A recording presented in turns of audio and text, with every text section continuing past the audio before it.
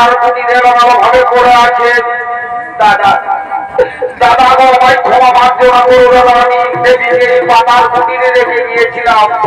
আর তার চতুর্পাশে বন্দি রেখা দিয়ে বলেছিলাম আমরা ভাইয়ের মধ্যে ঘর ফিরে আসবে না পর্যন্ত এখান থেকে এক পা বেরোবে না দেবী, এখান থেকে এক পা বেরোবে না।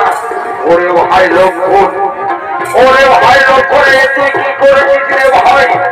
এই গভীর জঙ্গলে নিশ্চয় কোনো হিংস্র প্রাণী তাকে খেয়ে ফেলেছে নাকি রে ভাই? আমার মনকে কুকু বাড়ছে রে ভাই লক্ষণ, আমার মনকে কুকু বাড়ছে।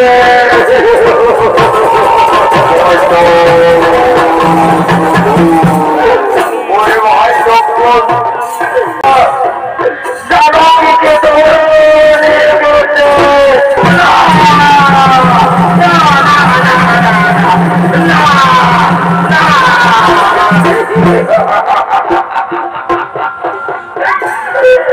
ওরে ভাই লোক মনে কোন আমি কি করি আমি অযোধ্যায় ফিরে যাবো সেটা দিনে কি করে আমি সেই অযোধ্যায় ফিরে যাবো?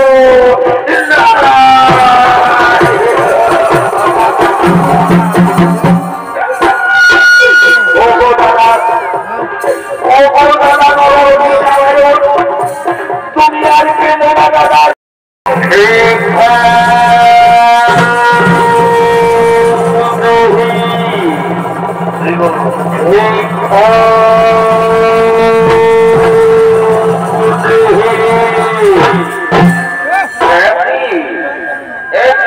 তুমি পাতার কুটিরে একা রয়েছ না?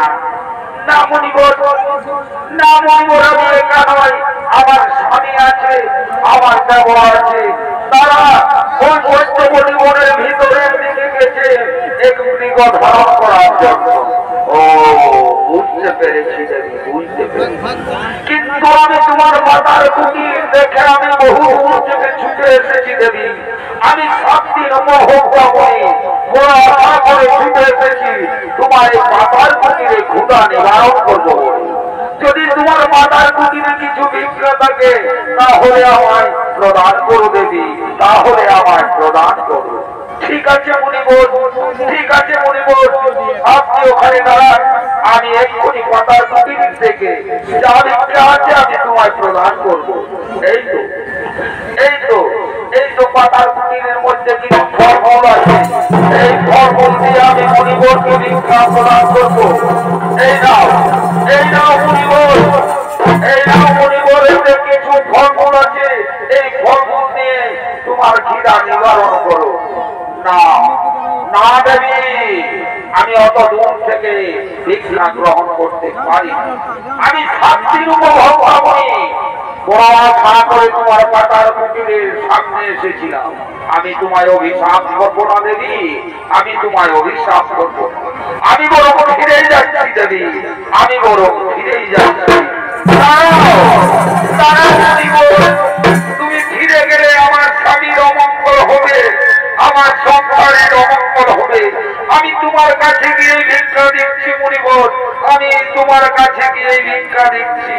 এই নাও, এই নাও মুনিবর, এই নামে কিছু ফলমূল আছে, এই ফলমূল নিয়ে তুমি তোমার ক্ষুধা নিবারণ করো।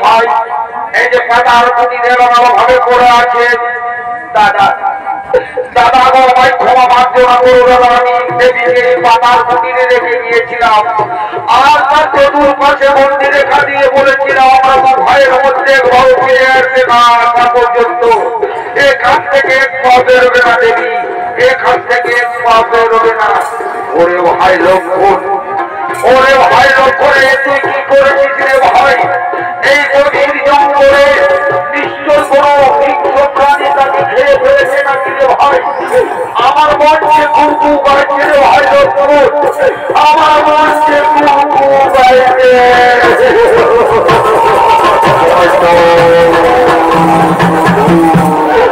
ওরে ভাই লক্ষণ ওরে ভাই লক্ষণ আমি যে করেছি তাহারা আমরা খুঁজে বেড়াবো কে বলে দেবে আমার সীতা কোথায় ওরে ভাই লক্ষণে আমরা কি করি রে ভাই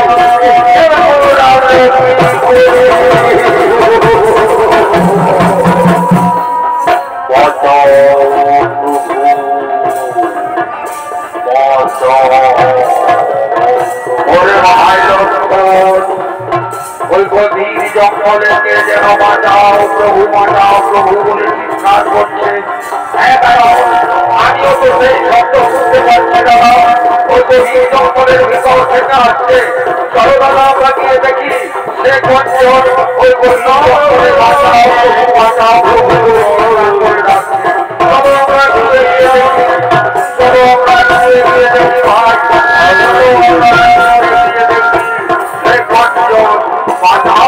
মাতাও প্রভু বলে চিৎকার করে না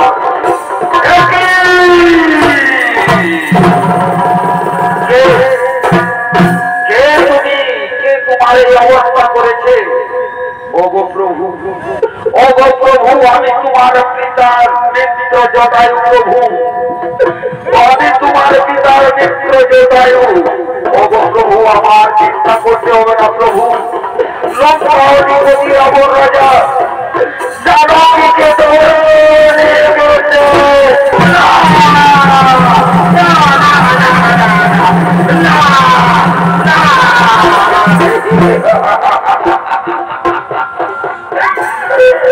ওরে ভাই লক্ষণ এখন আমি কি করি আমি অযোধ্যায় ফিরে যাবো সেটা জেনে কি করতে হবে সেই অযোধ্যায় ফিরে যাব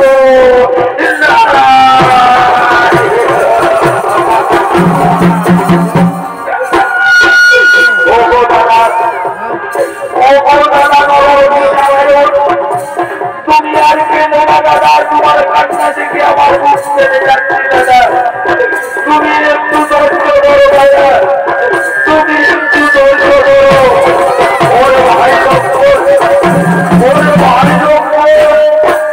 তুই আমাকে ধরতে ভাই আমি যে হনুমতি হারা করি সীতা দিনে আমি কি করেছি অযোধ্যায় ফিরে যাবো অযোধ্যাবাসীর কাছে কি করে আমি মুখ দেখাবো ভাই কি করে আমি মুখ মুখে দেখাবো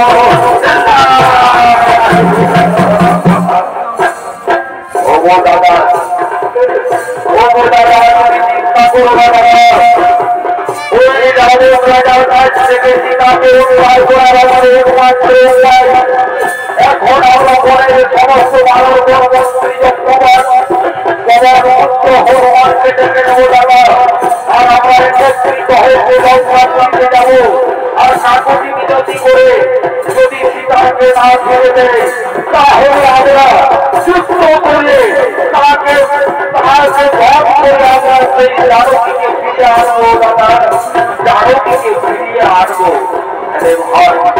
ওরে ভাই লক্ষণ আর কি লক্ষ্য করিস না সেখানে সমস্ত মানব হনুমান এদিকে শ্রীরামচন্দ্র লক্ষণের নাম শুনতে পেয়ে বনের সমস্ত মানুষ